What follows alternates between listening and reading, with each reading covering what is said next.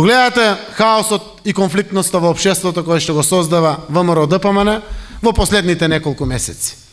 Ова што овие денови им се случува, како инает и непопустливост, е само рефлексија на нивните лоши политики сиве овие 8,5 години.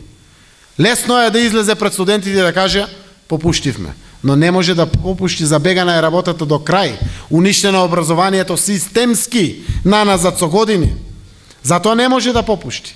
Затоа треба да знаат сите, нашите ставови се екстерното образование ќе го укинеме. И во факултетите нема да постои, а ќе го укинеме и во средните и во основните училишта. Нема да постои екстерно образование. Тестирање.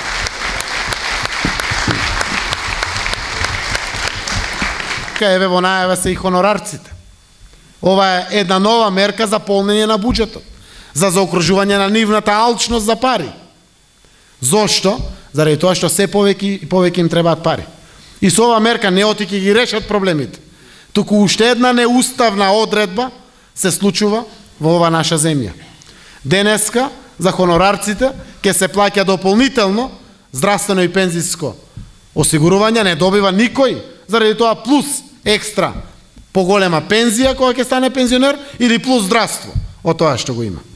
Тоа е неуставно и нашиот став е, доколку не се откажат од оваа мерка, кога ќе дојдеме на власт, ќе го укинеме и нема да постои. Тоа е ставот на опозицијата по оваа прашање.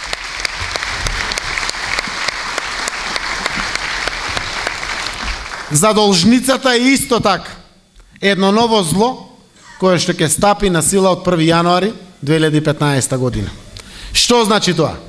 Сите приватни фирми кои што ќе испорачат фактура поголема од 300.000 денари, морат истиот ден кај нотар да потпишат изјава и во рок од 60 дена да ја платат таа фактура. И целата оваа задолжница важи за сите, само не за државата. Прво не е уставна исто така. Сите знаеме дека државата е најголемиот должник.